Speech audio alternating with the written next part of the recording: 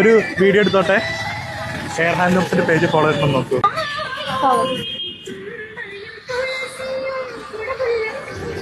അതുപോലെ തന്നെ ഒരു പേജും കൂടി ഉണ്ട്, ആദിത് സൈമൺ. അതൊന്ന് സെർച്ച് ചെയ്യും. നമ്മുടെ പേജ് ഫോളോ ചെയ്യുന്നില്ല, ജസ്റ്റ് ഒന്ന് ഫോളോ കൊടുത്തോളൂ കേട്ടോ.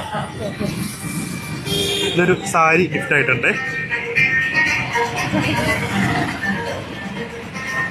ജസ്റ്റ് ഒന്ന് തുറന്നു നോക്കിക്കോളൂ.